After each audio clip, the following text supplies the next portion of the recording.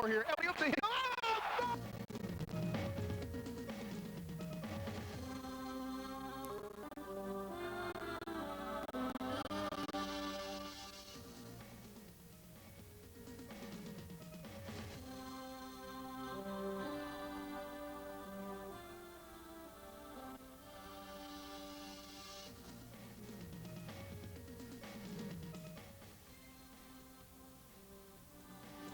Today's broadcast of the MHSAA Finals is made possible by Farm Bureau Insurance, sponsor of the MHSAA Scholar Athlete Award, True Value Hardware, promoting good sportsmanship through the Good Sports Are Winners program. From the Pontiac Silverdome, it's the Class AA State Championship game in football between the Bay City Central Wolves and the Colts of Troy High School. Hi everyone, I'm Rick Berkey along with Rob Rubik at the Pontiac Silverdome for this big AA matchup. Rob, we expect very much a tough defensive struggle and a very close contest here. It's going to be a war. Troy's only allowing 5 points a game in the playoffs, Rick. And Bay City has kind of snuck through their last couple games. They're really happy to be here right now, but defensively they swarm. Each team led by a two-way starter that hits on both sides of the football. For Troy, number 25, Dan McCarty. Last week, Dan McCarty, a two-way player, had 3 touchdowns in the semifinal game against Westland and John Glenn. 2 on offense, 1 on defense. He's a complete player. Now, Bay City Central's also got a two-way star. Charles Zanatti, they call him CJ, number 43, is always around the football. I was talking to Coach Frazier before the game. It's his MVP. He's everywhere. Offensively, he's their horse. Defensively, you're going to look for the ball. You're going to find CJ Zanatti. So it's the Colts and the Wolves going after the AA crown here on Pass. We'll take a break and come back with a kickoff. One of your network sponsors is Farm Bureau Insurance. AA final between Troy and Bay City Central. Bay City Central has never been to the state finals in football. And Rob, let's talk about some of the key aspects that will determine who takes home the AA crown today. Well, offensively, Bay City has to be able to throw the ball. If they can't throw the ball, they're in for a long afternoon because of the defensive strength up front for Troy. The quarterback of Bay City, obviously the key, making good decisions in their belly series, and also throwing the ball. Defensively, Bay City has got to swarm. They've got to use their quickness and their team speed. They have to be very, very aggressive. Morley Payton puts aggressive enough that they have to be flying around. You see our officials, Mike Conlon and Eric Hartley from the Lansing area, as is Norm Bogert, Thomas Cohn from Greenville, William Howes from Caro. So we look forward to the Class AA final. We're just about ready to start it off. There's a look at Bay City Central's Morley Frazier. Morley Frazier for BCC in his 9th year as head coach. Record of 48-36. And over on the other sideline for the Troy Wolves, Gary Griffith in his 4th year, and what a great career he's already had. He's won 3 conference titles, made it to the playoffs 3 times, and just his 4th year as the head coach. Brad Pinnell will kick it off for Bay City Central. A squib kick coming down, taken over there by Corky McCarthy. McCarthy across the 25 to the 29-yard line. Check out the offense for the Colts, who will break the huddle. Up front for Troy, Atkins, Kazar, Skinner, Gajorski, Atkins, McCall. Brian Vanderbeek is the split end. Kyle Rance, the quarterback, junior, 6'6", 205-pounder, flanking the backfield. Dan McCarty and Taryn Adams right on first down off the right side for a few. We'll check out the defense. Rob, and Bay City's defense will certainly have to have their feet moving quickly and be ready for some good pops from this big Troy football team. See Moltaine, Prevost, Brouillard, Custis, Burgandy, Zanatti, Cox, Fleming, Coberly, and company. Jared Topher is the tailback on 2nd down and 7 for Troy. They send Appledorn in motion. Wanting to put it up over the middle, incomplete. Good pressure on Kyle Rance. Aaron Cox in there. And Rance fortunate, Rob, to get rid of that one. On the replay, you'll see it's just a little play action on 2nd and 7. Gives the hand fake. The pressure comes from the backside as Aaron Cox closes the gap. Forces a bad throw by Kyle Rance, setting up a 3rd down and 7. First big play of the game, Rick. We see how the teams got here. The last 3 games here, of course, in the playoffs. And look at those back-to-back shutouts by Troy over Southgate, Anderson, and Clarkston before that win last week over Sterling Heights Stevenson. 3rd and long. They will give to Topher a little bit of room, but not enough. It'll be a punting situation. Jared Topher brought down by Eric Moltaine. Well, that's nothing new for Eric. Eric next fall will be playing in the Mason Blue, a full ride at University of Michigan. He's already committed. Here's a replay. It's counter Trey. They pull the right guard and tackle. Trying to stick it up in there is Topher, but nice play coming off the block by Moltaine. High snap, but just getting it away was Peter Teruza. And a fair catch called her down at the 28-yard line is Ken Chase, where we'll see BCC get their first possession.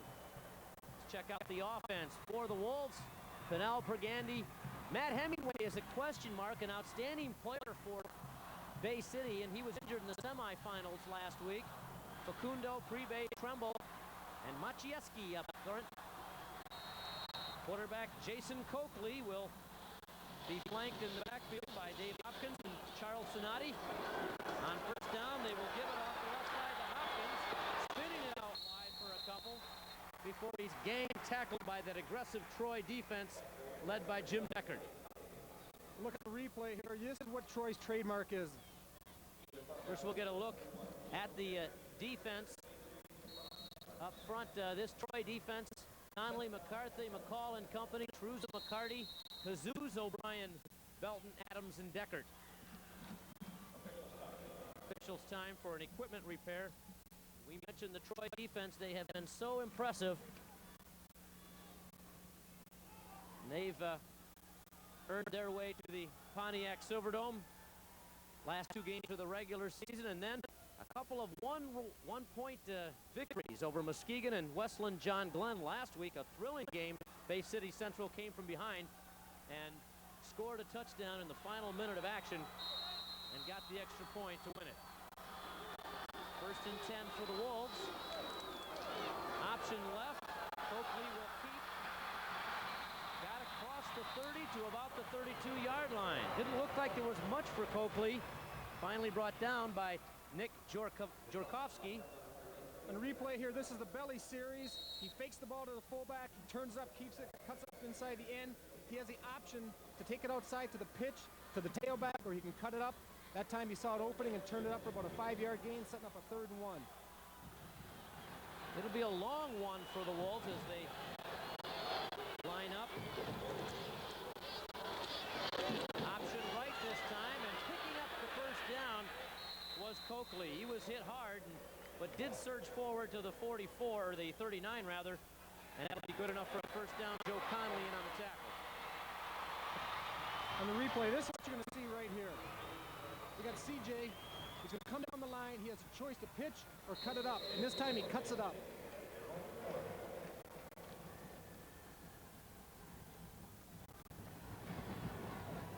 I'm sorry, I was Coakley, the quarterback. 1st and 10, our first down of the contest. Up the middle and nothing at all. Zanotti tried to get a little bit of running room, and Joe Conley and company knocked him backwards. That was just a little inside trap that time, Rick, with a little miscorrection. And Coakley handed off to C.J. Zanotti, but there was nothing there. It was great penetration by the Troy front defense. The first ever playoff appearance in the for Bay City Central, and they're all the way to the Silverdome for the state finals. Coakley will roll. Fires it, nearly picked off near the midfield strike. Who else? Number 25, Dan McCarty, the great two-way player for Troy. That time it was a little play action rollout to the weak side, short side of the field. It was really well defended by the Colts, setting up a 3rd down and 10. Neither team today, Rob, wants to get into 3rd and long. No, but Morgan Frazier pointed out in the beginning of the game, if Bay City is to win, they have to be able to throw the ball. Ken Chase split out wide to the left. Keep an eye on Eric Lee out to the right here on 3rd down. Picked off! Back to the 40. This is Kazoo. Down near the 22-yard line. Terry Kazoos with a big turnover gives Troy the football in excellent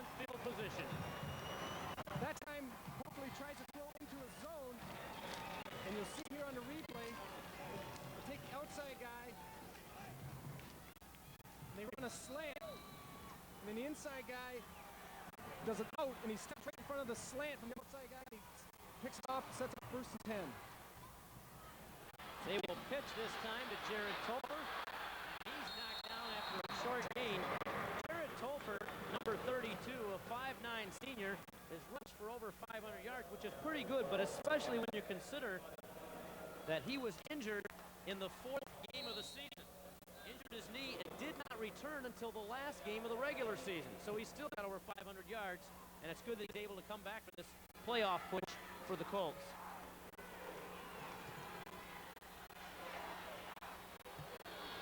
Second and 8 for Troy at the 20-yard line. Rolling the foul lanes. He's got McCarty out there. Central. Ken Chase returns the favor, and the Wolves get it back. You see the safety, Ken Chase, does an excellent job stepping up in the zone. Here in the replay, he's going to strut back. He's going to come down here. The back leaks out, and the safety's going to come up and step in front of it. You see McCarty come out of the backfield here. I'm not sure if he overthrew McCarty or if he was trying to go to the split end, but anyways, Chase steps up in front, makes a great play. On 1st down, get to Jake Tudor off the left side, and boy, he's going to be hit shy of the line of scrimmage, I believe. Dan McCarty, again, leading the way. Was this exactly what we thought we'd see today, Rick? Two great defenses have carried their teams to the final, and so far we've witnessed that here with 2 interceptions and not much offensive movement. But we knew there was going to be a game like this. The defensive lover's delight today. Well, Troy is the only finalist of all 8 games here this weekend that has 2 shutouts in the playoffs. Second down and 12. Hopkins looking for room.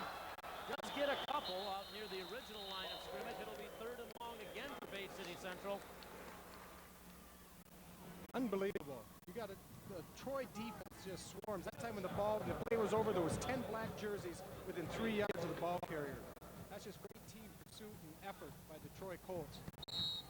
McCarthy and Conley combine on the hit that time for Troy, and it'll be 3rd down and 9 for BCC.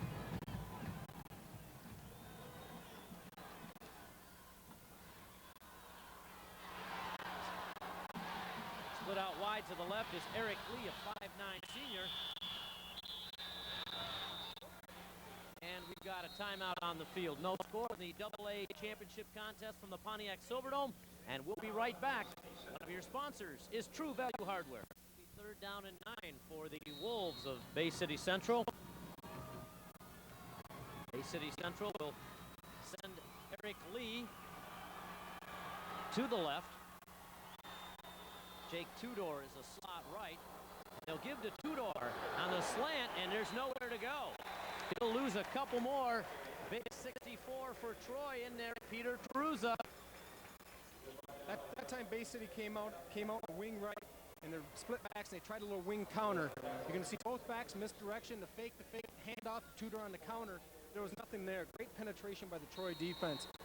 I'm really impressed so far, Rick, with the Colts front four. Jason Coakley back in his own end zone, averaging 36 yards to punt, and it's nearly blocked. He got it off, and he partially did block it. It'll bound near the 40-yard line and out near the 41. And pretty good job by Coakley getting away. Great pressure here. A 30-yard punt. Jeremy Coberly. On the replay, you're going to see right here that the hand just comes in and gets a piece of the ball. And that's the reason that roughing the punter wasn't called.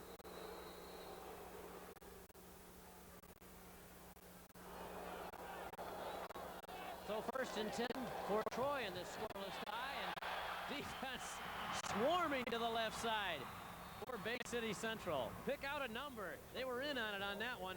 The play this time is made by the nose guard, number 59, Truliard. He gets great penetration inside and causes, look at that, he messes up the whole timing of the play, and it's cleaned up by number 56, Perganti. But the penetration by the nose guard is what caused that play to go awry, Rick. Second down and 11. Up the middle for a couple more, but the yards are coming awful tough for both sides here in this first quarter. We're over halfway through in a scoreless deadlock. Right now, this game's kind of going as predicted, Rick, and both coaches, I don't think, are unhappy at all. All Bay City wants to do is try to hang in until the fourth quarter, then try to find a way to win like they've done in the past couple of weeks.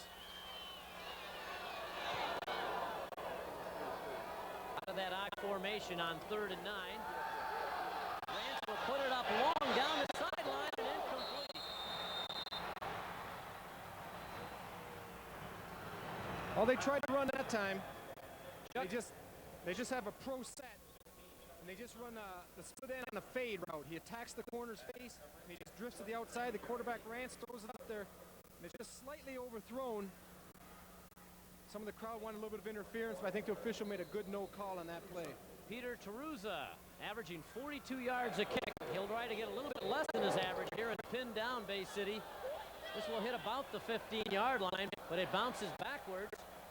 Finally, it'll roll dead about the 25-yard line.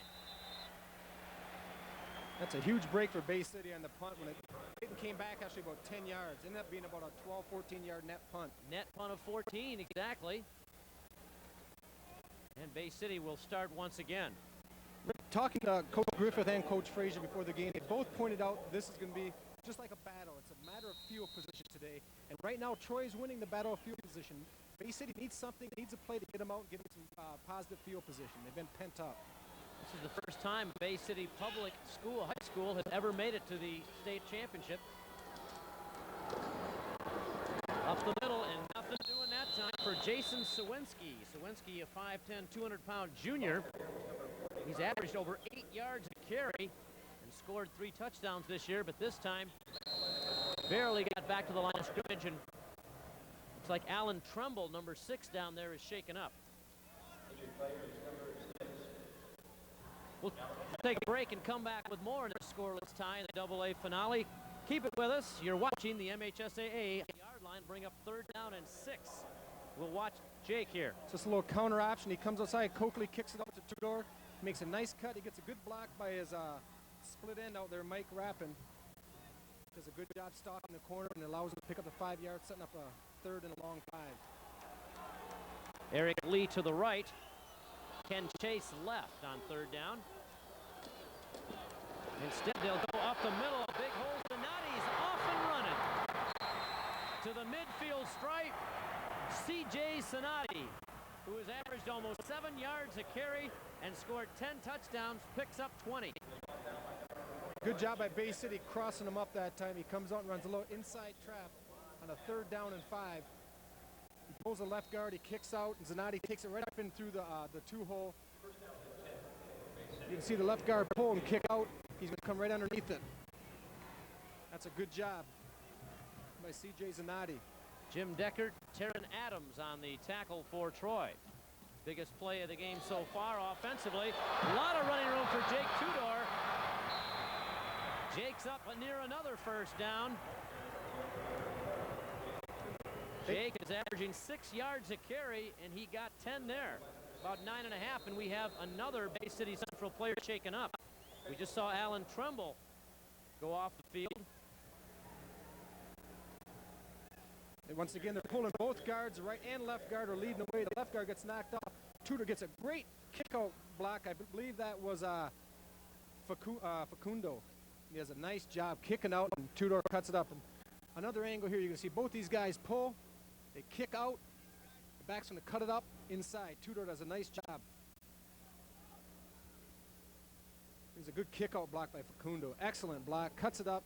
If it wasn't for a heads-up play by Taryn Adams, turning him back inside, it might have been even a bigger game. Pablo Facundo, the 5'9", 205-pound junior, is the man who made the key block there, but shaken up is Brad Pinnell. And Brad up to his feet now, and good to see that.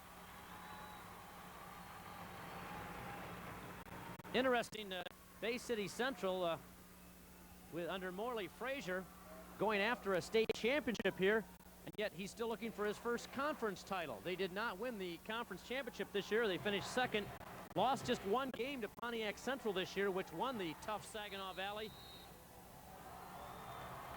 But they're going after all the marbles right now here at the Dome. Second down and less than a yard. Coakley will keep for the first down. Followed that blocking on the right side. Jim Deckert combined again with Dan McCarty on the hit. But it's another first down for the Wolves. On the replay, you're going to see Pablo Facundo. He pulls. Zanotti leads up through. He tucks it right in. Coakley right behind him. Gets a good block by Zanotti, number 43. He's a fine player, Rick. He blocks, he runs, he catches. And on defense, he does it all. He's going to be an excellent player either at a MAC school or even better next year.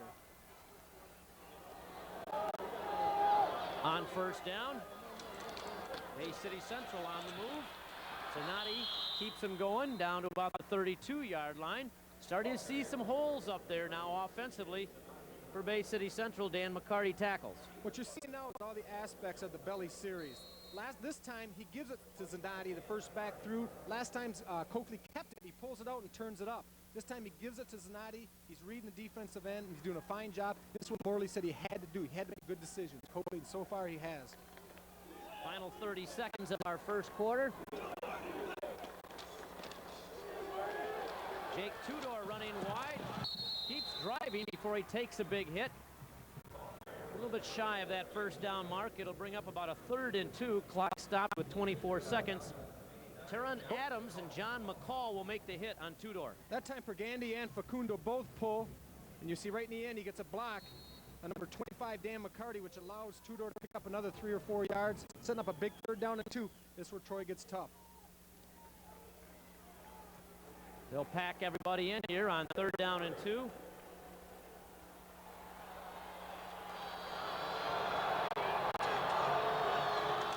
Mike Grappin is a slot left. It's another first down, though, for the Wolves.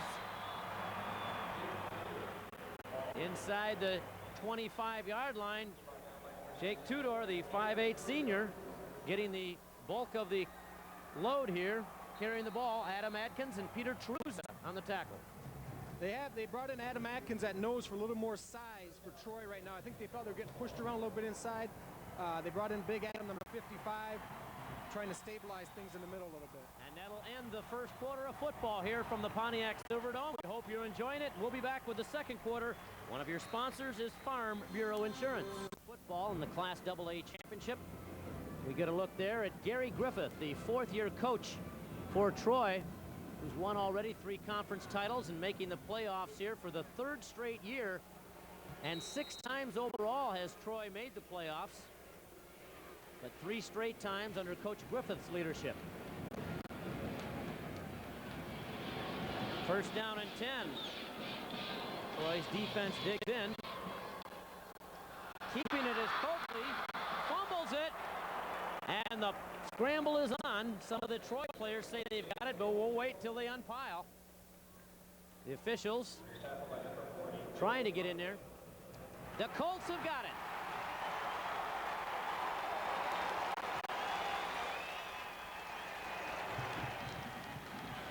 You're going to see they're going to pull the right guard. He kicks out. They block down with the tight end.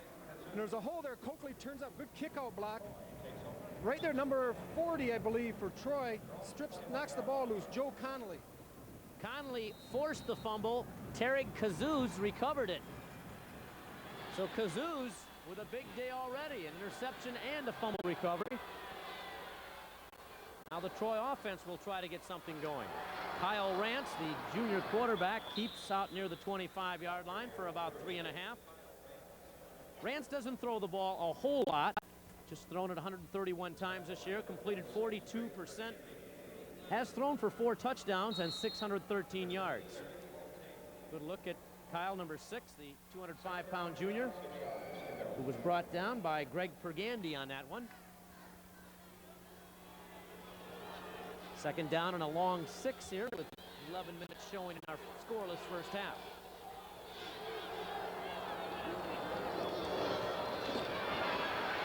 Topher looks for running room, got a couple. Brought down about the 27-yard line. Number 32, Jared Topher. You see here just a little isolation. McCarty, the lead back, the handoff to Topher.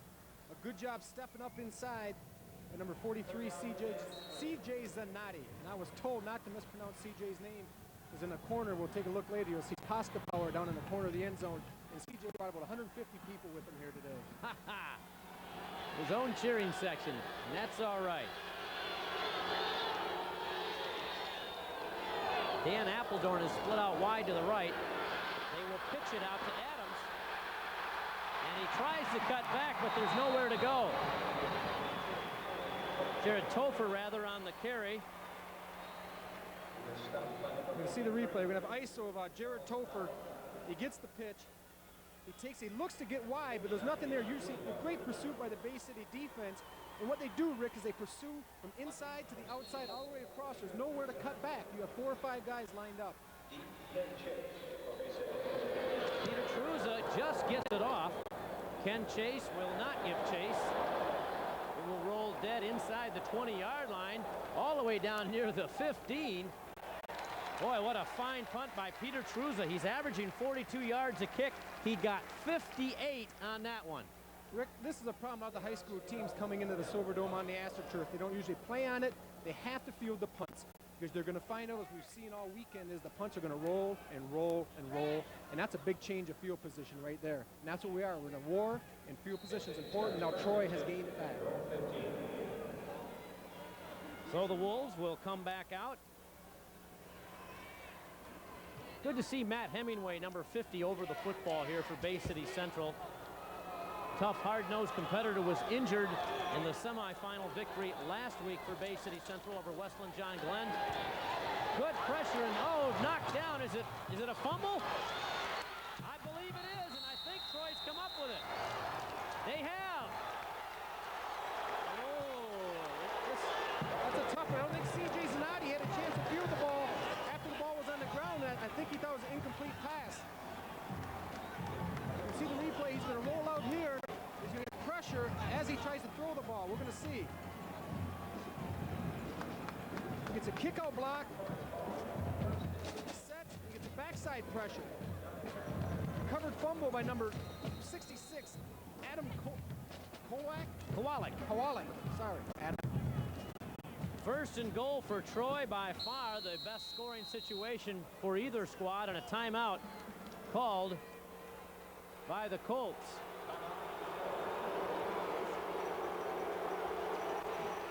So the Troy Colts will have a first and goal at the 9-yard line when we come back to action on the field right now. But Troy right now mapping out the strategy. The Troy Colts made it to the finals back in 1985. They were runner-up to Traverse City, which won that 85 championship contest 29-3. And in that game, Troy coach Gary Griffith was an assistant coach. So he got a taste of the championship feeling and didn't win the championship crown that time. However, he certainly was a proud member of that fine squad for Troy.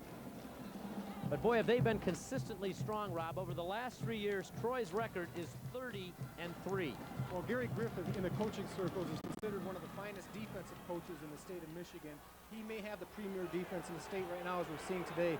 It's not Troy's offense right now is stepping things up. It's their defense that's making their plays. Their defense is their best offense, as they showed last week, Rick.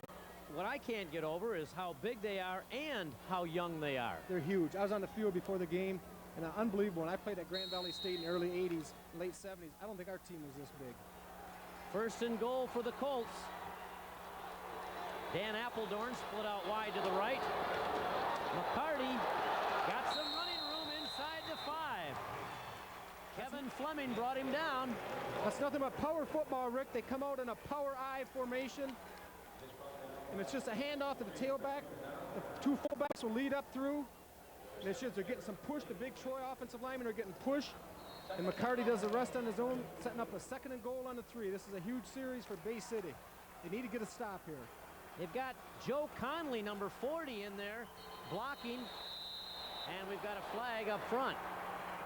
I think they might have got the defense to jump there. Looks like the tight end for Troy jumped a little bit early. Premature. The noise got, it's getting kind of noisy in here, and these kids aren't used to it. The Silverdome holds the noise, and sometimes you have a hard time hearing the cadence. And the tight end for Troy jumped. It's going to set up, really change the play call here, Rick, from a second 3 to to a 2nd and 8.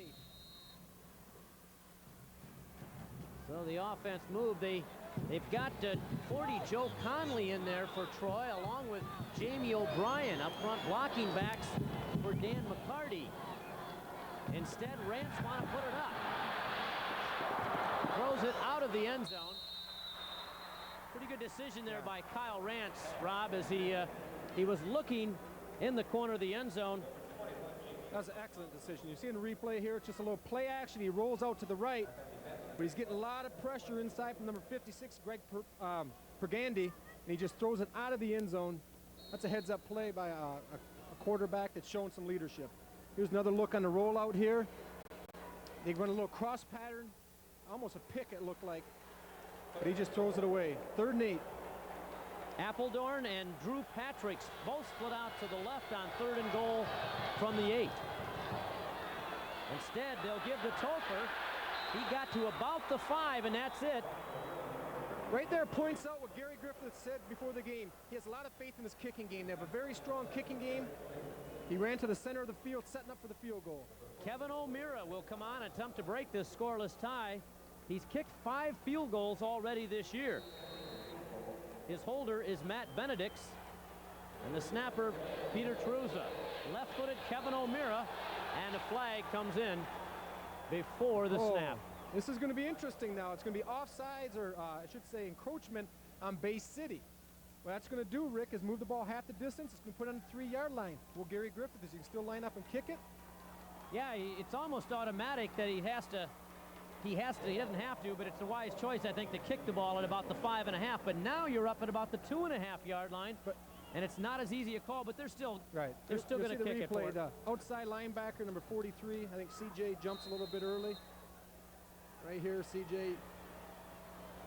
Okay, here we go to the kick, though, by Kevin O'Meara. 17 out of 22 extra points this year, and this is pretty much an extra point. He got it up there. And the Troy Colts have the lead here in the AA championship on the field goal by Kevin O'Meara, his 6th one of the year. I tell you what, though, Rick, Troy gets 3 points. I think that little battle right there goes to Bay City. It's a mental victory for them. When you fumble the ball on your own 8-yard line and your defense in that sudden change situation rises and doesn't allow a touchdown, that's a mental victory for Bay City. Troy gets the 3 points, but in the long run, it may benefit Bay City. So with 7:13 showing on the clock here in the 2nd quarter, Kevin O'Meara's 6th field goal of the season gives the Colts their first advantage. Get a look at the cheerleaders from the Troy Colts High School here. I'm sure they're excited as the players to be here and have the chance to play in the Silverdome. Although some of these Detroit area schools, Rick, get a chance to play in the Dome during the year. They have the Catholic League playoffs, I understand. And some of the other teams, they have spot games here. I know for Bay City, they haven't been here before, and this is a great opportunity for the whole city of Bay City to enjoy this fine facility.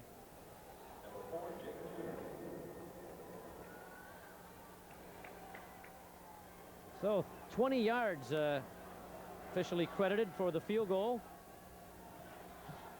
And Kevin O'Meara will kick it off for the Colts. Eric Lee, Dave Hopkins, Jake Tudor back to receive. It's a squib kick, which we've seen an awful lot this weekend. Bounds loose, finally taken by Tudor. Good coverage over there, though, by Troy. Leonce Belton, number 34, one of the first players in on the hit there for Troy, along with Greg Lanier. The squib kick's been an effective weapon for a lot of the teams this weekend. Once again, having a hard time handling the turf, the hard surface. The ball takes strange hops. It enables your kickoff coverage team to get down there and make the play and set the team back, start them on their own 23-yard line.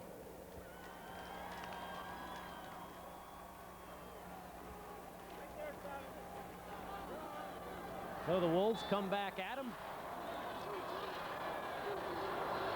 Lee left on first down. C.J. Zanotti has nowhere to go. He scored 10 touchdowns this year, has Zanotti. On the replay here, it's just a little trap. The left guard pulls. CJ tries following, but the Troy defense is just really stuffing the inside right now. Bay City had a little success in their first drive, first series, but right now Troy has made some defensive adjustments. It looks like there's not much going inside tackles. 2nd down and 11 for Bay City Central. Ken Chase splits to the right. Now so does Eric Lee. They stagger that set behind Coakley, who runs the option and dives across the 25. I think that gave us a different look that time, yeah. Rob. Yeah, that time they lined up like in a wing left with offset backs and the split end to the right, and they motioned the wing in a deep behind the tailback, and they used him as the option back and led the first 2 backs through, and Coakley decided to turn it up and try to keep it. I think it wasn't for a shoestring tackle by Peter Truza. Might have been a bigger gain than it was. 3rd and 9. Bay City Central will be facing 3rd and long again. Mike Maciejewski split out to the left along with Ken Chase. Coakley looks towards the sideline, but he won't get a chance. All over him, Adam Kowalik. That's just, they try to boot that time, a little rollout. They have the first back, tries to seal the end and then release into the flat, Rick. But they're having the Bay Cities have nothing to do with it. With good penetration, Adam Kowalik makes the play and forces Bay City into a punting situation. Peter Truza. Correction, Jason Coakley back near his goal line, just got it away. Good pressure again. Chuck Connor watches it bounce and roll. Another favorable hop here on this Silverdome turf, finally going out of bounds at about the 33-yard line, where Troy, with its 3-0 advantage, will take over. Well, sooner or later, some of these kids are going to realize they better start catching those punts, because we're seeing anywhere from 10 to 20 yards every time when it hits the ground in favor of the punting team. And you lose that field position, which your defense holds them down in there, and all of a sudden you get a 20-yard roll after the punt. It kind of defeats it. Coakley got 41 yards on that kick.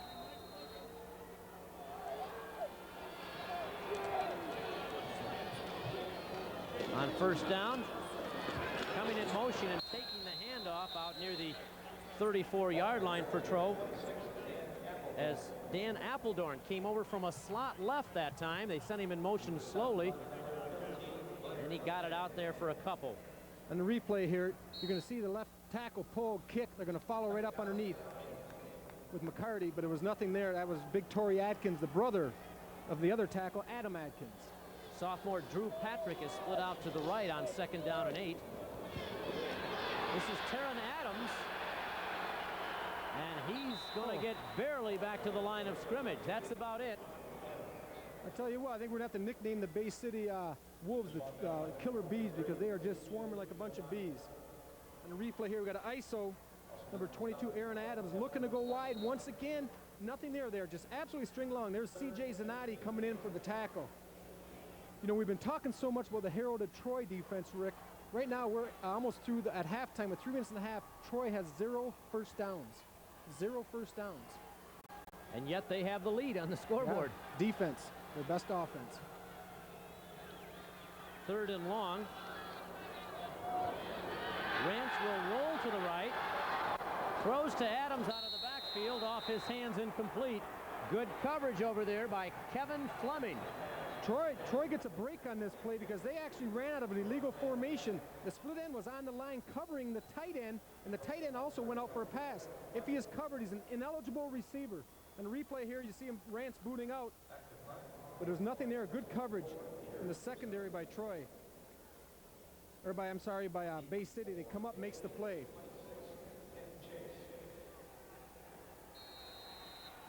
Peter Truza, who had that 50-some yarder, will boot it away, and another good punt. Fair catch called for and made by Ken Chase. Well, with 3:08 in the first half, Rick, I wonder how Coach Frazier, if he's going to be content going in 3 down, or if he's going to try to throw it and get it up, get some points on the board. I wouldn't be surprised to see him be a little bit conservative here, for the fact that it's a 3-0 game. Talking to him before the game, he thought physically he was outmanned a little bit. So I think 3-0 at halftime. Go in, make some adjustments, and see what you can do in the second half. But knowing me, he'll probably come out passing since I said that. After the 36-yard punt, the Wolves will send Mike Maciejewski out to the left.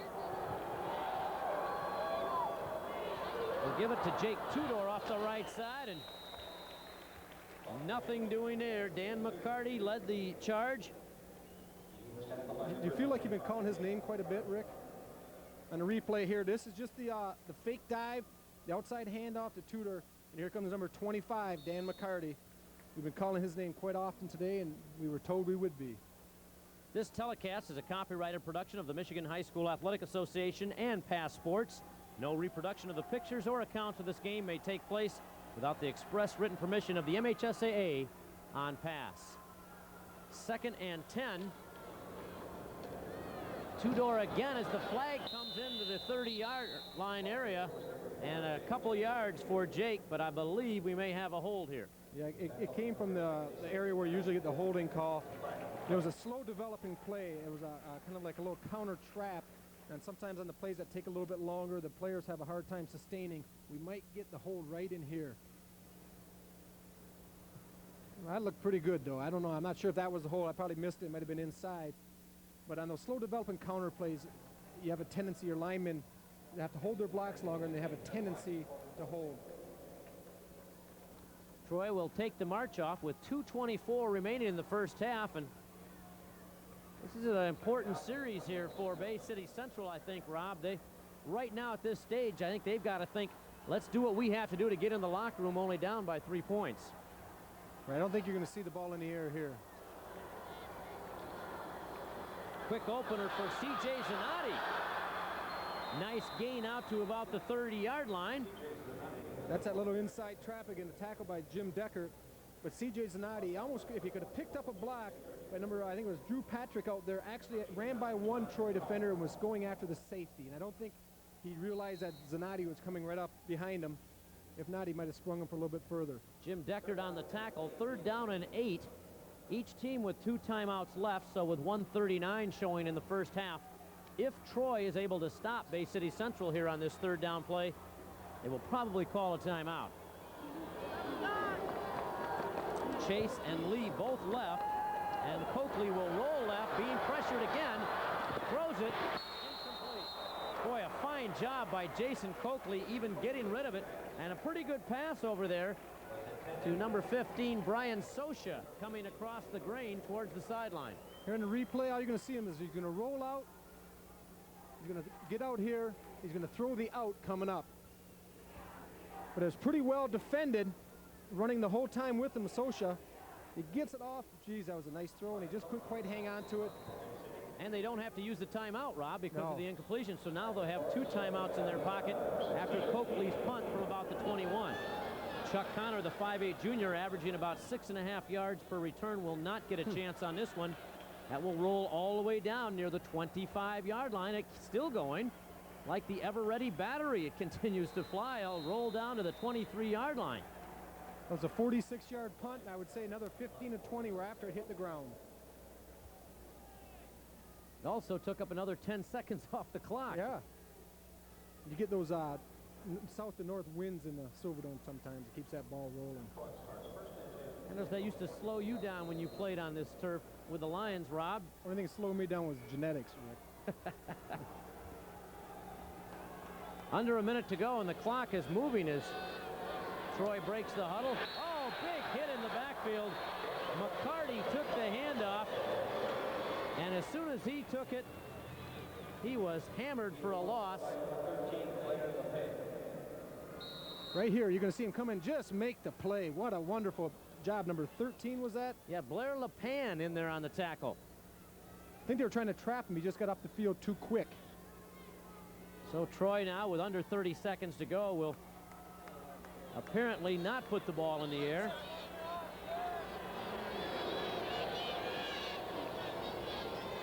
They send Appledorn in motion. Give it on the slant to Jared Topher, who gets out near the 27-yard line. That will probably be our final play of the first half.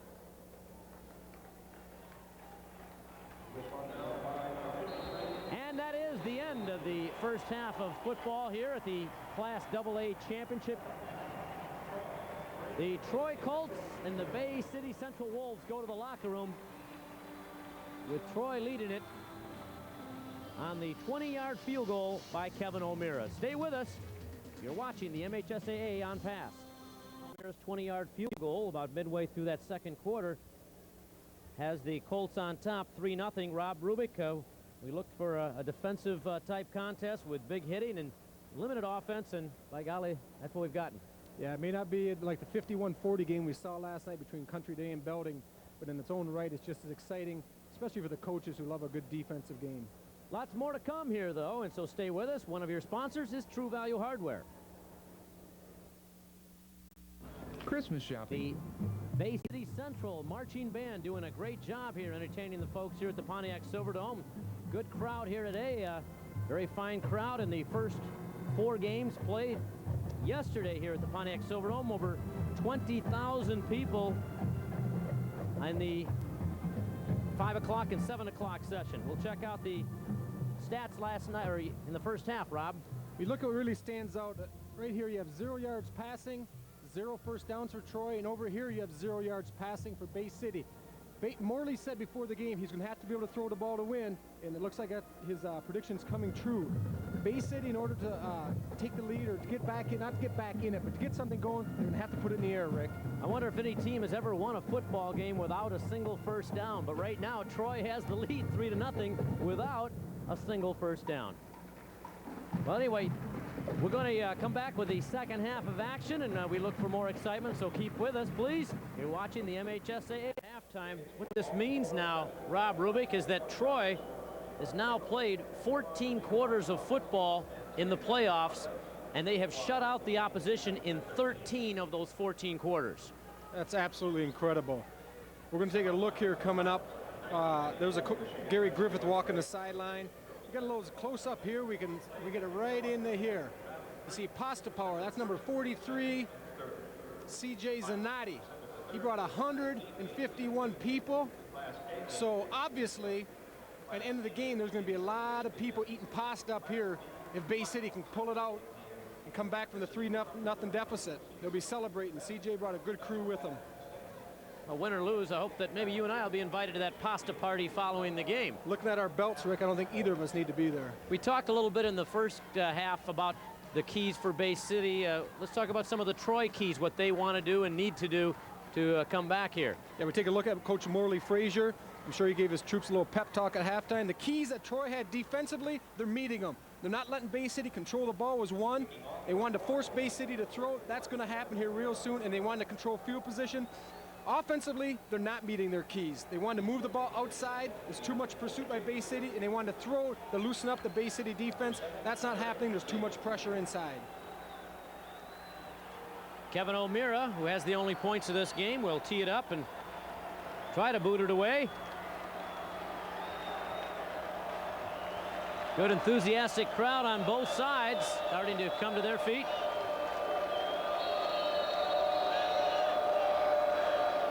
Footed O'Meara will boot it. Jake Tudor is deep along with Eric Lee, and Lee will take it after it touches Tudor. Eric Lee jumps by one man across the 30 to 31-yard line, and a nice return for Eric Lee. Well, actually, even though they're starting on their own 30, this may be the best field position Bay City's had today. They've been pent up most of the time. Let's see if they get something going. Troy wanted to force him to throw. We may see that happening fairly soon. Jamie O'Brien and Greg Lanier on the tackle. Number 7, Eric Lee, you see at the back of the huddle there, peeking in, getting the call from Jason Coakley. He was the hero, one of the heroes in last week's semifinal victory.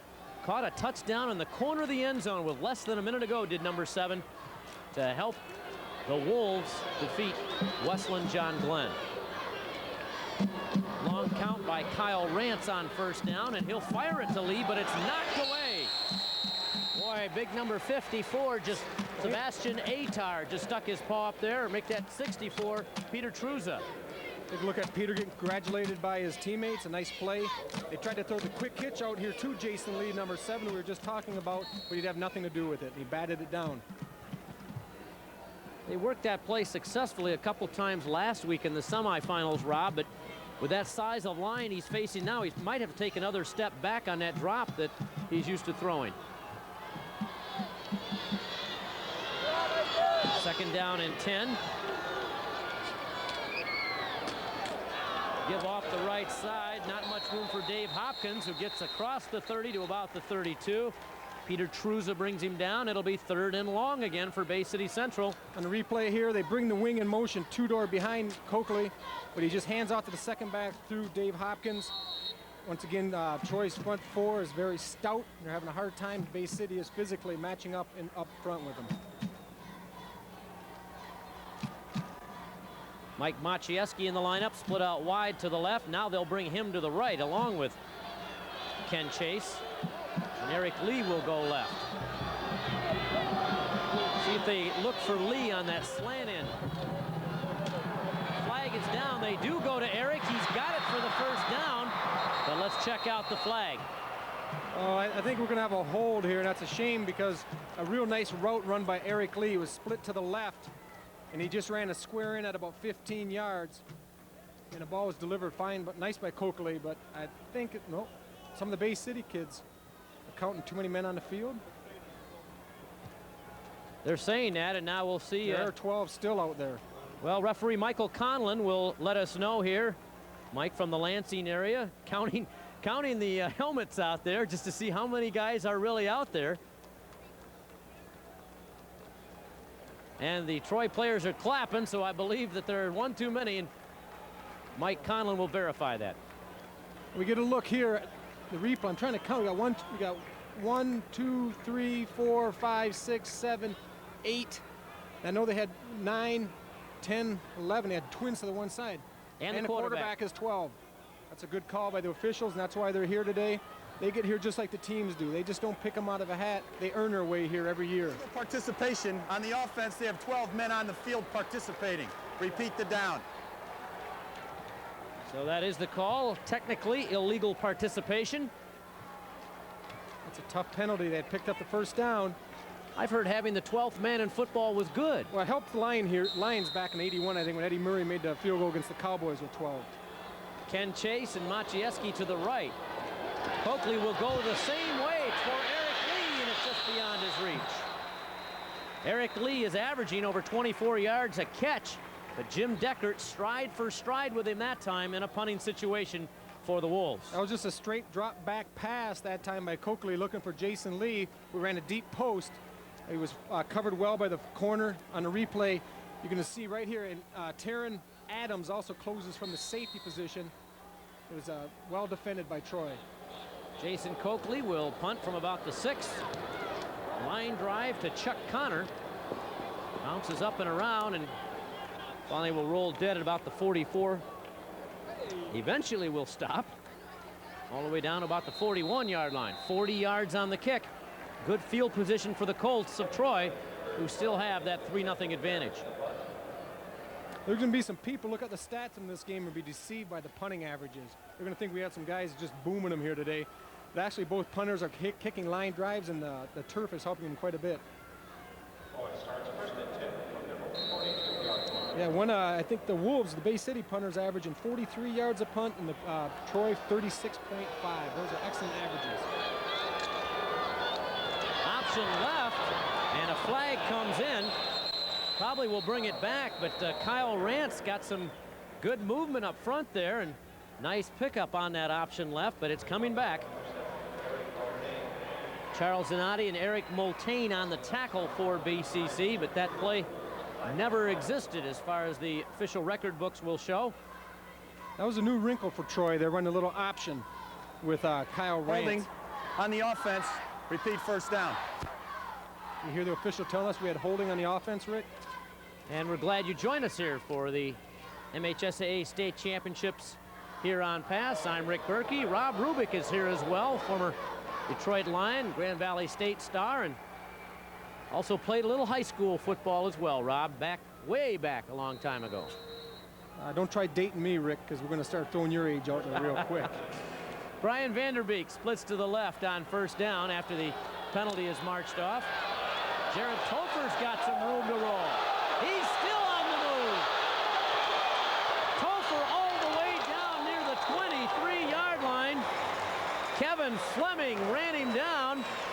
this Troy crowd on the near sideline comes to its feet. That's just a fine effort. You're going to see Topher here. What really makes this play, he gets it's an inside trap. They pull the left tackle who kicks out. And right up here, it looks like Jason Lee has him.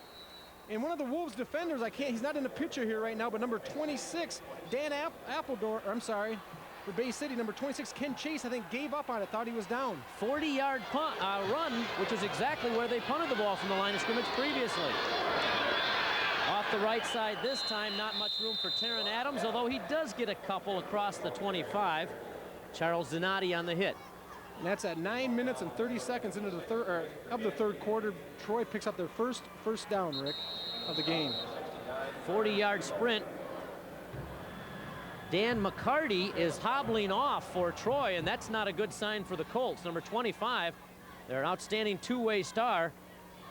He's being helped off to the sideline and looks like some type of ankle or foot injury.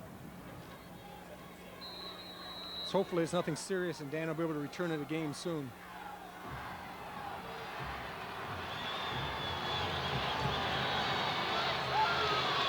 So now Joe Conley is in the lineup at fullback. They'll send him in motion. Pitch to Terran Adams. Adams got a couple, but it's going to be third and about 5. You can see in the replay here, it's just a motion the fullback to the left. It's a pitch, but what makes this play is right there. Oops, I think he was too quick for me. Number 56, Greg Pergandy for Bay City turned it inside and forced Jared Topher to turn it up. He did a good job from his defensive end position, not letting him break it outside. The play was designed to get outside, but he was having no part of it.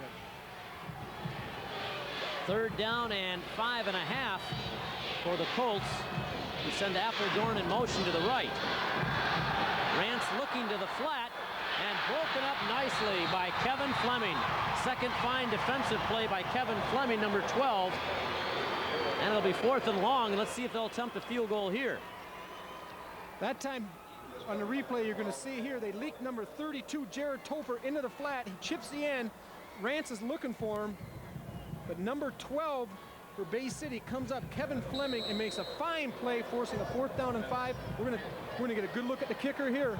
He's got 6 field goals this year, but this is his longest attempt. This would be his longest field goal if he's successful. This will be a 40-yard attempt. It's in that direction, but it's just short. Well, O'Meara gave it a ride, had it on line, just a little bit shy. And the score remains 3-0 in favor of Troy.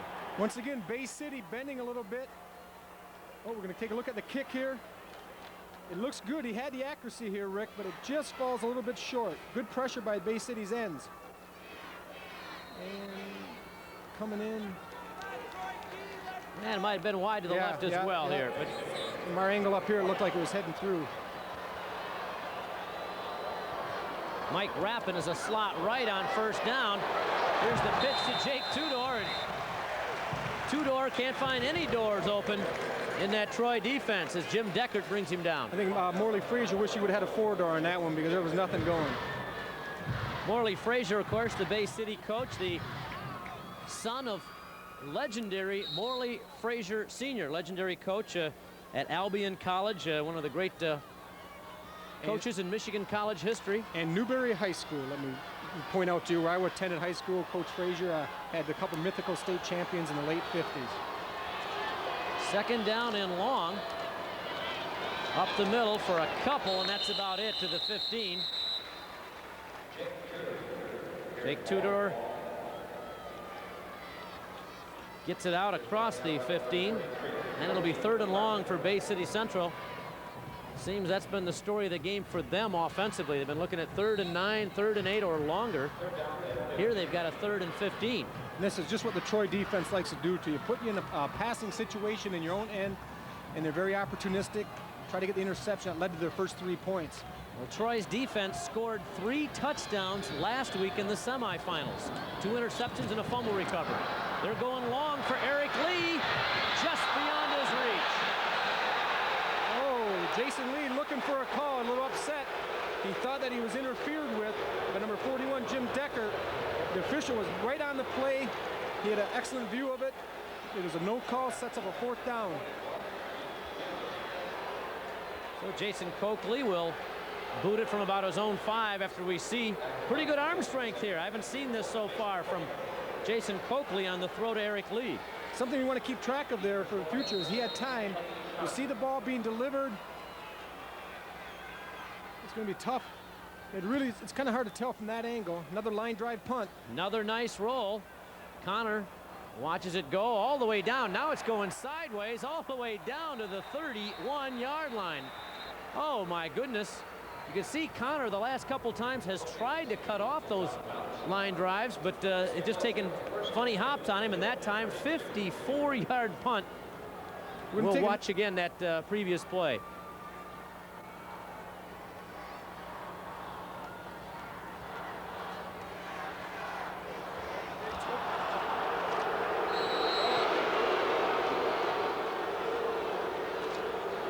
The Bay City crowd must, I don't know what game, they're watching a replay, and they felt it was interference. I thought it was a good call, no call in this type of game. You don't want to make a call if it isn't absolutely necessary. Colts go up the middle for about 4 yards. Charles Zanotti made the tackle on Jared Topher, who has picked up averaged over 5 yards a carry. There's a good look at Jared, number 32. And the man who brought him down, C.J. Zanotti, number 43.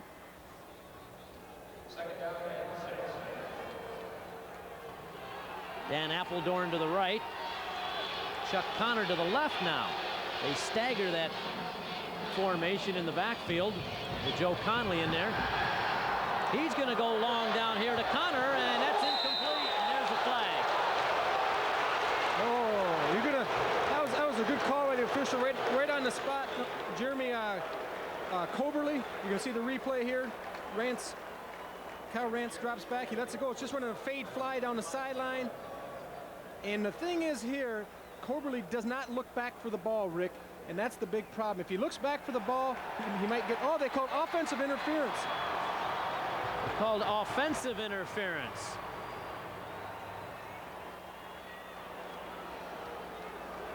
So I thought they were going to call it on Jeremy for the fact that he didn't look back for the football. What I did see when they showed the replay was that the Troy receiver did push off with his inside arm. You cannot push it off. Pass interference on the offense. Loss of down, 3rd. So it's a loss of down as well as the yardage. That's an excellent call, because from up here we thought it was defensive pass interference. You see the replay and you can see the push off, and the official was right there once again, doing an excellent job here today. So on 3rd and very long for Troy, Scott Michael is out to the right. They'll give it to Appledorn on a slant, and he's not going to get back to the line of scrimmage. Matt Custis brought him down, and the Bay City Central defense holds and will get it back. Okay, here's another look at the fade fly. Our camera crew, let's see, his inside arm gets a little bit of a push. It's a hard call, but the official was positioned correctly, and he was there, and obviously he made the call he felt was the right call. Peter Taruse, after the high snap, just gets it away. Wow. Ken Chase signals for the fair catch and makes it at the 38. And that's a good play by Ken Chase, because that's what we talked about. If he doesn't get that punt, it could go another 15 yards. As it is, it's still a fine 41-yard kick for Taruza. And that was a 41-yard kick on the fly that time. That wasn't a 20-yarder and a 20-yard roll. Well, the Bay City Central Wolves fans are whooping it up on the far sideline, trying to exhort their team to come back from this 3-0 deficit. Bay City starting out maybe their best field position near the 40-yard line. They're running. It's 5 minutes in the 3rd quarter. It's time to get something going if you're a Bay City Wolf. And now the Troy fans stand up and exhort their defense on 1st down. A hole for Coakley. It didn't look like anything was there, but Jason just kind of ducked behind one of his blockers and turned it into a nice 5-yard gain. This is the keep off the belly. He fakes a Zanotti, he tucks up, he follows Zanotti, turns into the lead blocker. Once he doesn't receive the ball, he gets a little push in the back by Greg Pergandy. I'm sorry, yes, Greg Pergandy. The thing is about the belly series is once you fake the ball to the fullback, you turn up behind him, he becomes your blocker. We've got an injured player, John McCall, down on the field for Troy right as we here, watch the replay. Zanotti with the lead block, which clears it. And Coakley just gets right on his back and follows him for a 5-6 yard gain. That's a big first down play.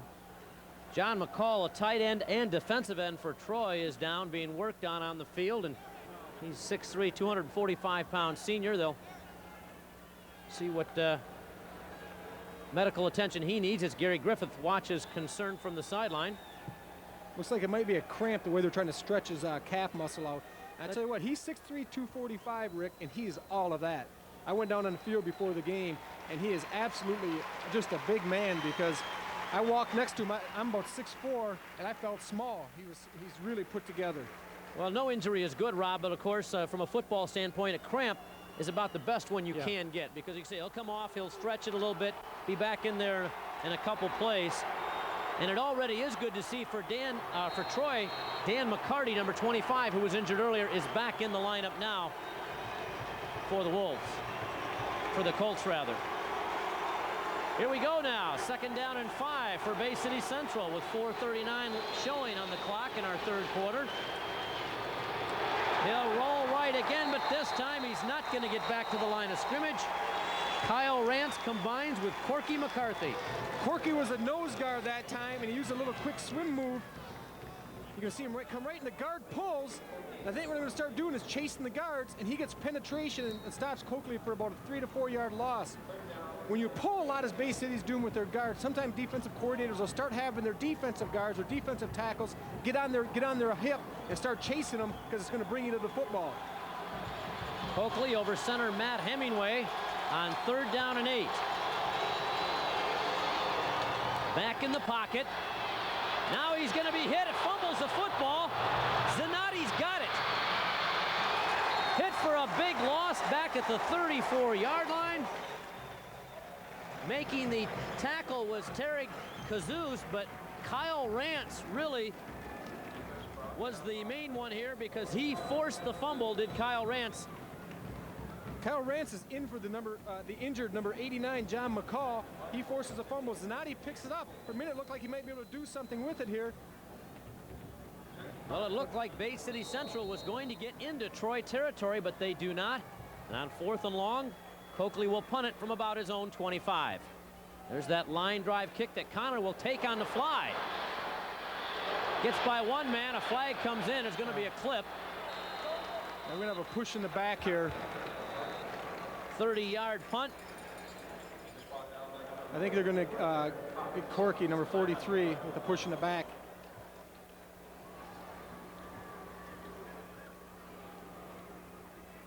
It'll still be pretty good field position for Troy, but it would have been great position had they not had the penalty. They'll start at about their 30 after the march off. Right there.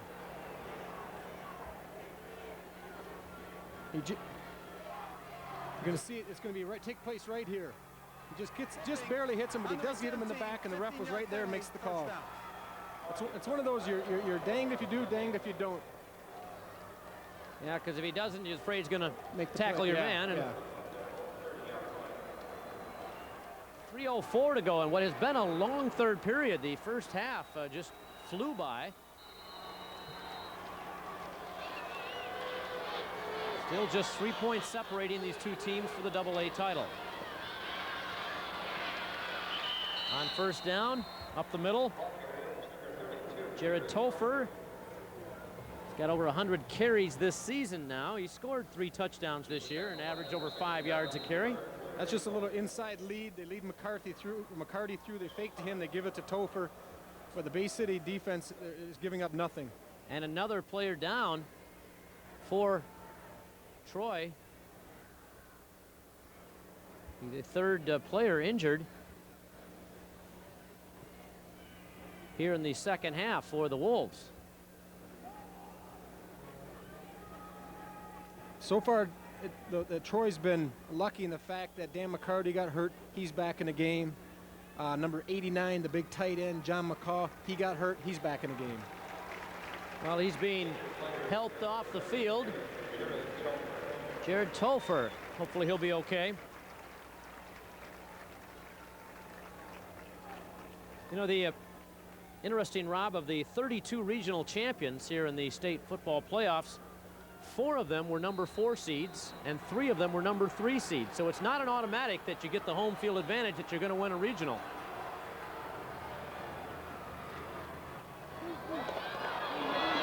On second down, a couple off the right side, but that's about it.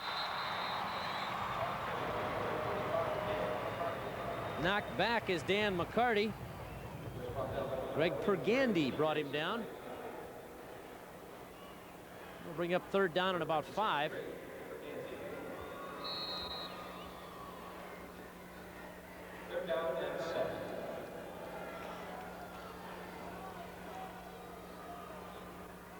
It's interesting at this point in last night's game, Rob, with the final minute and 55 seconds of the third quarter showing, almost 80 points had been scored in the Class B finale between Belding and Detroit Country Day.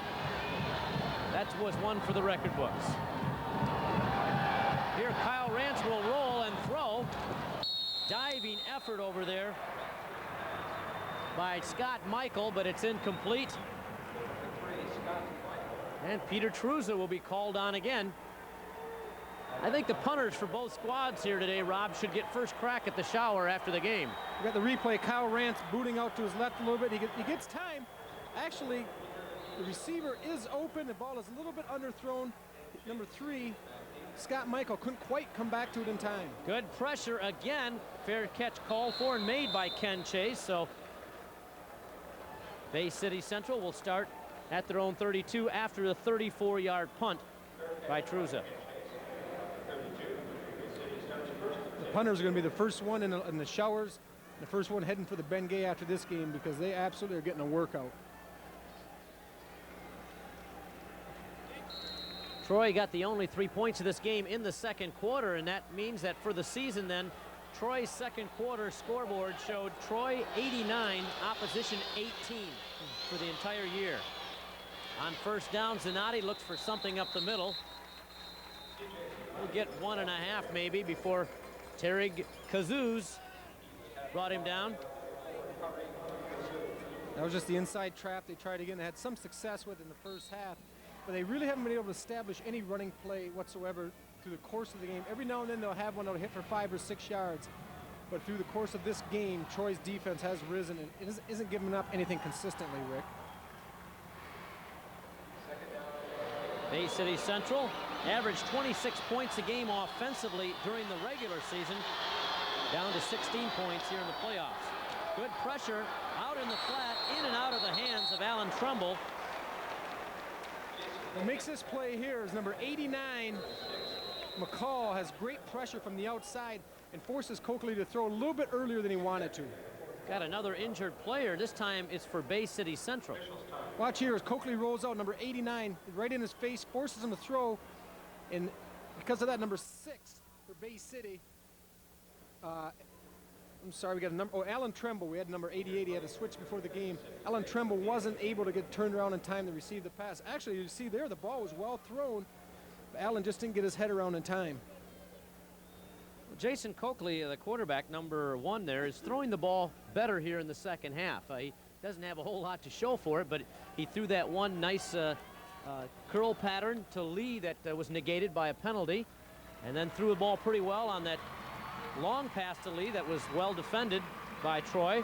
And that one he put right on the numbers as well. Greg Pergandy, number 56, being helped off, and he's hobbling, but I think we'll see Greg back out there before this one is done as well. We're in the final minute of the third quarter here in the Class AA finale. Again, throughout your course of the action, if you appreciate seeing the MHSAA championship events here on Pass, don't forget that Farm Bureau Insurance and True Value Hardware are a big part of being able to bring you the action in the various sports that we'll show you during the calendar year. Coakley throws it down to Lee. He makes a nice catch, a scooping catch at the 48-yard line. And Eric Lee, number 7, goes down and takes it right off the turf. This time it looked like the ball was going to be underthrown, but Jason Lee gets down beneath, gets his hand. We're going to see right here, we got twins. I think Lee's just going to curl to the outside here. The ball is just a little bit underthrown.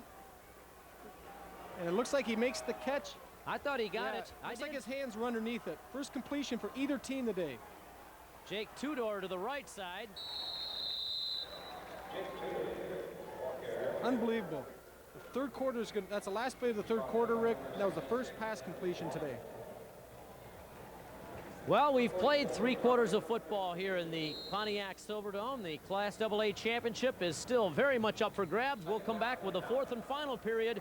Still Troy 3, Bay City Central nothing. One of your sponsors. The MHSAA on pass is winding down this football season.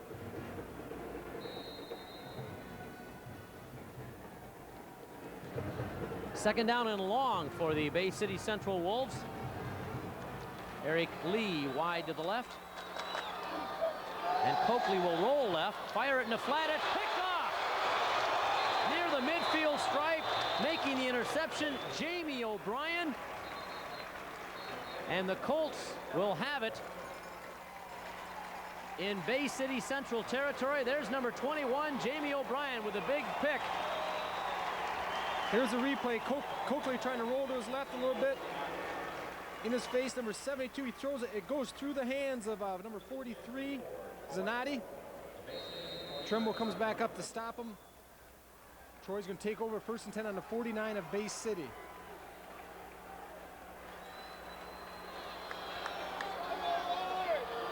First and 10 now. Up the middle for a couple of hard-earned yards goes Dan McCarty. You know, one of my favorite stats coming into this one, Rob, is for Troy with the football right now. 17 players on the Troy roster have grade point averages over 3.5. It's a replay. It's just a first back out of the power eye. He gets it. Multane was there to help make the tackle. What a 2-3 yard gain, and the yards are coming tough right now. 3.5 GPA. 17 players. That's unbelievable. That's terrific.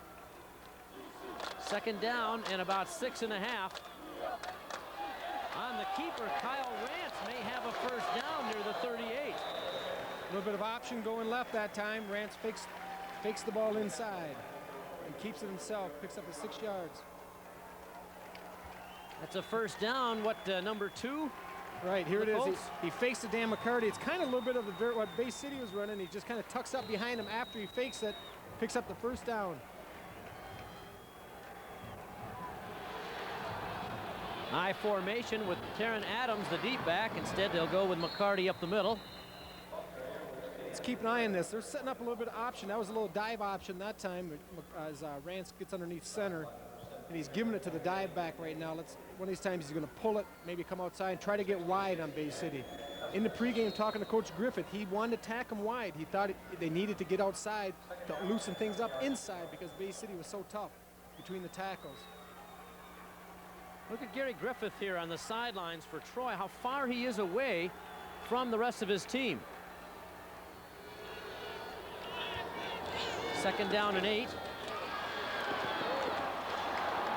Good run by Adams off the right side. Got a hole. We haven't seen a whole lot of holes there on offensive surges, but that time there was an opening for Terran, number 22. Yeah, we got the motion leading. The wing came in motion. McCarty goes up through. It's really like a double power. They send both backs through, and Adams does a nice job taking it up in and setting up a big play here. 3rd and 1, Rick. Multane and Cox combined on the tackle that time. And there we go, 3rd and 1 for the Colts. McCarty gets the first down out to the 25-yard line. I want to thank our spotters and statisticians who've helped us this weekend. Done a great job. Steve Warner, Gordon Josma, and Dan Edwards. Here we go, McCarty, the first back through. They're starting to give him the ball. He's going to carry the load a little bit. He drives, he gets hit about 2 yards and picks up a couple more on his own. And let's not forget our right-hand man, Joey Abramson here, who's been helping us out immensely today. Timeout on the field with the score, Troy 3, Bay City Central nothing. You're watching the MHSAA on pass. Keeps it going with 9:28 left in this one. on the option. Kyle Rance will keep it out to about the 23. 2nd down and 7. With 1 quarter, less than a quarter of football to go, with just 1 field goal in the game. There was one other 3-0 contest in state championship history back in 1987, before they went to 8 classes. Ann Arbor Pioneer defeated Detroit Catholic Central 3-0 here in the Dome in the Class A crown. On 2nd and 8. A little bit of opening. Adams still going. Taron Adams with the first touchdown of the game, high stepping in the end zone for 6.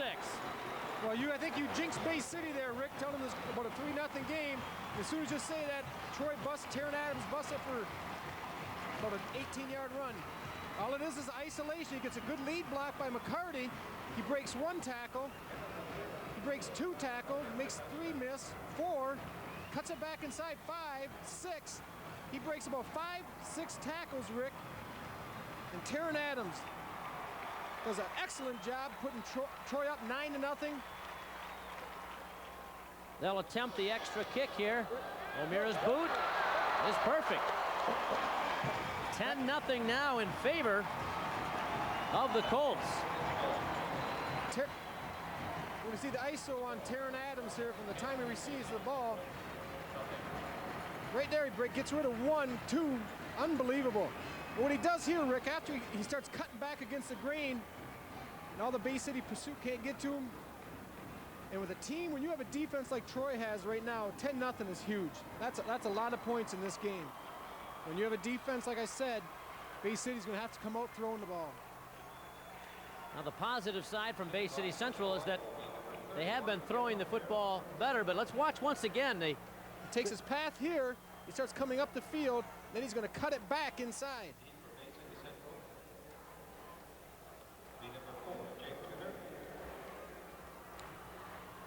A lot of arm tackling on that play, and the reason there was a lot of arm tackling is because Taron Adams was being very shifty and deceiving, and he was making moves and not giving good square shots at him. It's kind of like a Barry Sanders. You rarely see Barry get hit hard, and Taron did the same thing there by cutting back. O'Meara will boot it away. The Bay City Central receiving team expecting a shorter kickoff.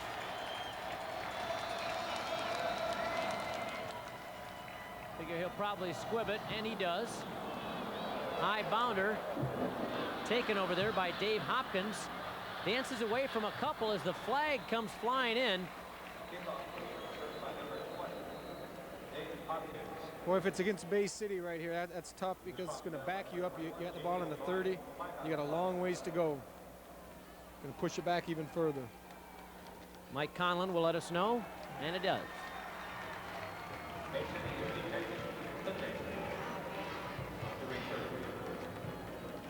So Bay City will really have to come up with it, as Michael Conlon will make it official here.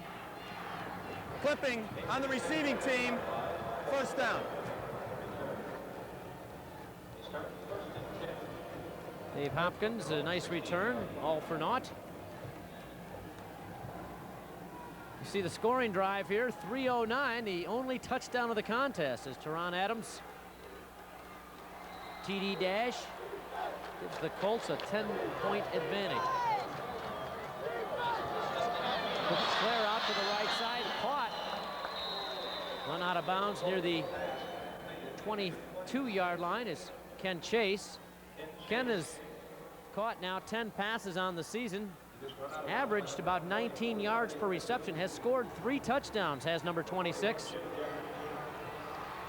Well, what is important about that play, not only that he caught the ball for a 7-yard game, is that he got out of bounds, Rick. And right now, the time is the enemy of Bay City. It is the ally of Troy with the 10-point lead. Chase is left and Eric Lee right on 2nd and short. Coakley to the air again. A little miscommunication there. He thought Lee was going to go out on the pattern, and Lee came in. Yeah, Lee went down about. Lee goes out about 15 yards here. You can see him here. He comes down and he starts cutting in, and Coakley's going to throw down in here. He's going to throw it deep.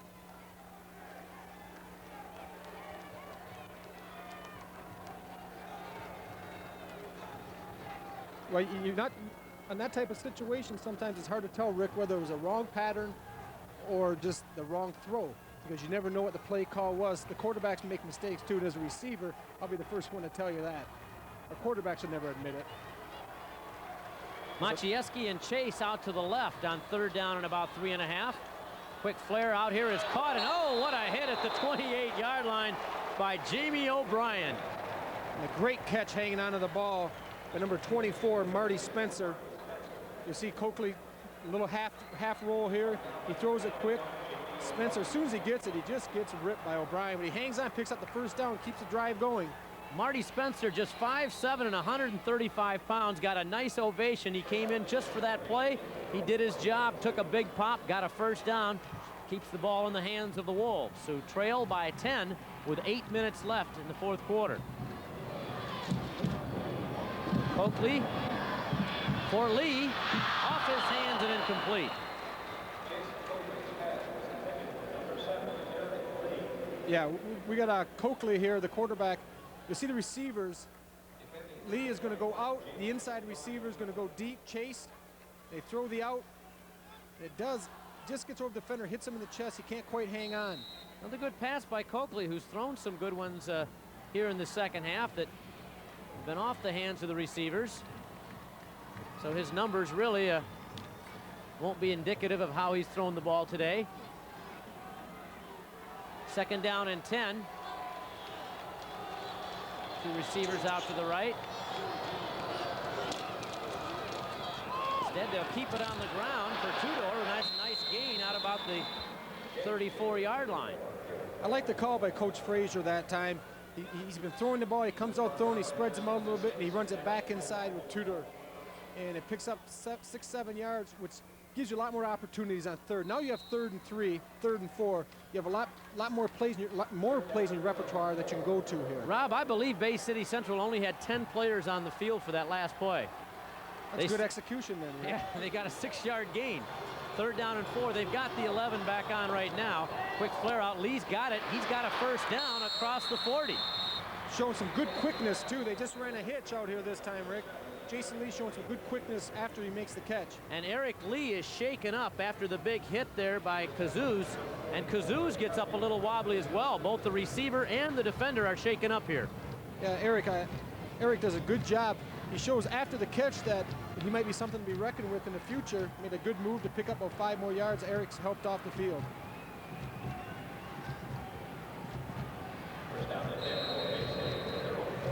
See the hitting the turf there, which doesn't quite give as much as the natural surface that these players have played on the rest of their season.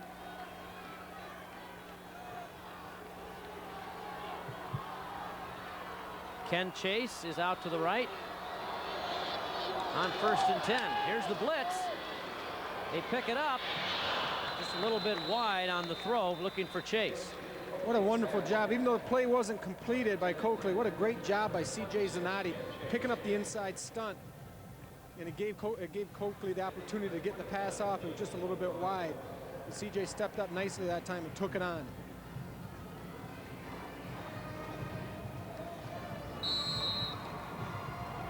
Clock stopped on the incompletion. 6:44 to go here in this one.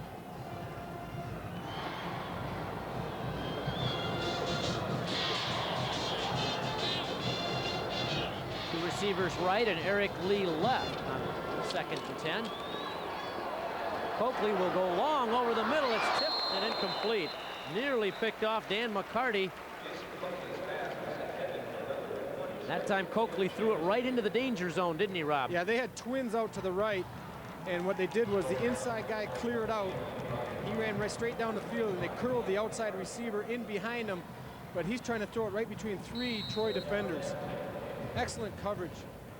Troy not only defends the run well, Rick, they defend the pass. And when you defend a run like them, you better be able to defend the pass because you're going to make teams throw. Because they're sure not going to run it on you. Last week in the semifinal victory over Westland John Glenn, Jason Coakley rolled out and kept it on a couple of key plays and ran for 1st downs. See if he has to do the same here. He'll throw it on the fly, incomplete, and it'll bring up 4th and 10. With 6:31 to go, down by 10. I think you might see Coach Frazier go for it here. He knows that he needs 2 scores, not 1, with only 6:30 to go against this type of defense. Although he's going to punt it. Punting unit. It's a tough call. You can get the ball back twice, certainly, in 6.5 minutes left. You've got 2 timeouts left still. So, and plus your defense is doing besides the last series, has been doing an excellent job all day at stopping Troy going 3 and out. So I believe if it was 4th and 5 or 4th and 6, even maybe he might have gone for it. Coakley back in punt formation, but we'll watch just in case they try a little trickery. They do not. Didn't really get all of it. Connor will come up and let it bounce. Rolls at about the 15-yard line, or the 20 rather. Still rolling. And the Bay City Central fans will watch the ball being downed over there by Jerry Coberly. On that last punt, Coakley, the punter, I don't know what he plans on doing after he goes to high school, but he may want to think about going to acting school. Videotapes of this year's MHSAA football finals are available for purchase through Advanced Video Service in Columbiaville. Each game is $22.95 and may be ordered by writing Advanced Video Service, 5547 Columbiaville Road, Columbiaville, Michigan, 421-48910. Allowed 2 to 4 weeks for delivery. On first down, a little room up the middle. I was going to finish I started saying earlier, Rick, that the punter on the last play after Jason Coakley punched the ball, he fell down like he was rough, and the kid was still about 2 yards away, and he rolled on the ground, and the referee kind of looked at him and smiled and shook his head no. So Jason could use a few lessons in his acting career. Second down now and 8 after the short pickup.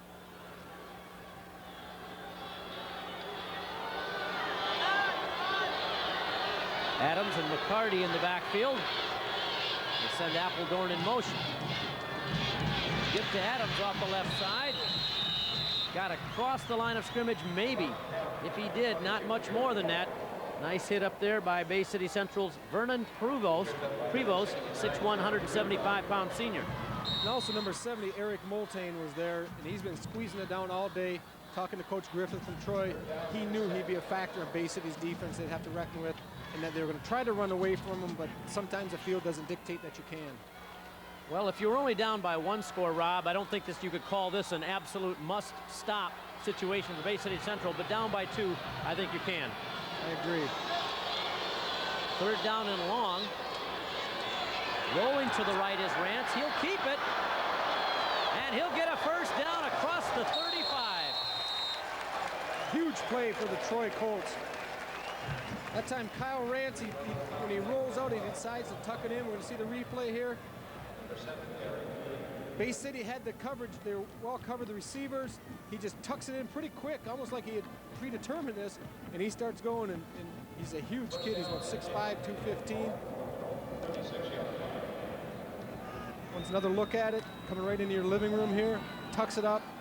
Kyle Rance, 6'6", 205. Now 4.5 showing on the clock, and Troy with the football in a 10-point lead will take no chances. McCarty up the middle to the 40. Pretty soon Bay City may have to start considering taking some of their timeouts to start conserving the clock. They wait too long. It's not going to help them if they wait to under 2 minutes to start taking them. They've got 2 left and probably would call one after this next play if they're able to successfully stop the Colts.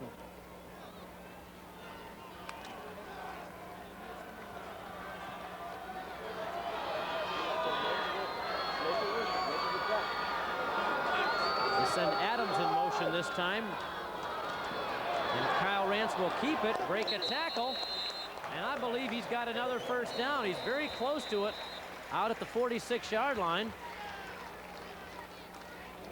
And he does have another first down. All he's doing is faking to McCarty, who becomes his lead blocker, tucks it in behind him, and the rest is that 6'6", 205-pound frame, picking it up, the first down. They keep the ball. It's starting to look a little bit difficult for the Wolves. Their fans have become a little bit quiet, but they have everything to be proud of here today, Rick. What a war, what a battle they've given the Troy Colts. Under 3.5 minutes to go here in this one. Adams gets away from a big hit there by Zanotti. He took a pop and then spun away and got back to the line of scrimmage. CJ came in like a runaway train that time, and if it wasn't for a good spin by Adams, we'd had a serious collision. Brad Pinnell and Eric Moltaine made the tackle secure for the Wolves. Under 3 minutes left. 2nd down and 9.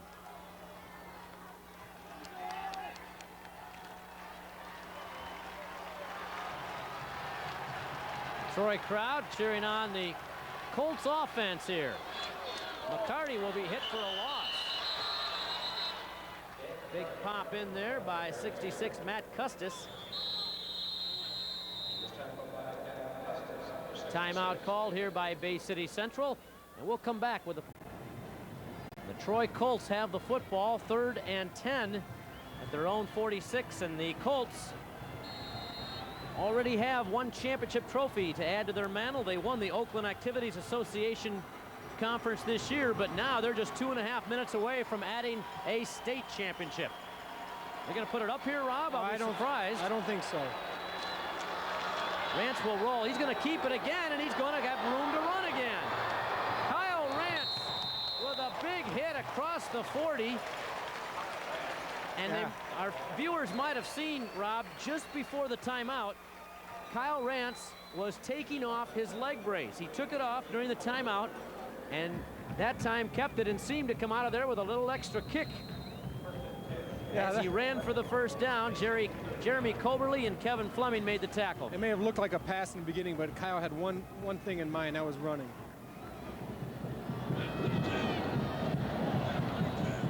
Now we approach the 2-minute mark here. McCarty will take the handoff up the middle, breaking tackles out near the 30.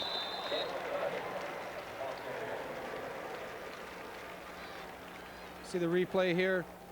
Kyle taking the snap, giving it to Dan McCarty right up the middle. And you have a chance right now to see Troy maybe pop one, because Bay City's starting to try to tackle the football. When that happens, if you don't get the football, you're not tackling the man. He ends up slipping away and going for some long gains. 1:35 and counting now. Bay City with just one timeout left. Last few minutes they've been trying to tackle the football, which is really about all you can do in a situation. It's going to mean more missed tackles, of course, but we've got an illegal substitution here, or a delay of game. It's a delay against the Colts.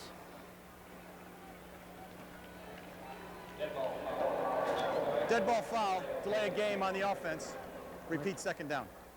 Michael Conlon, the referee, and his crew.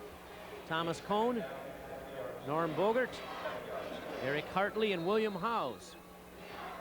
They've done a fine job here today. The thing I love about these finals, Rick, is the officials let the kids play. You hardly ever know that the officials are here, and that's how it should be. 2nd down and 6. McCarty again will plow up the middle for a few.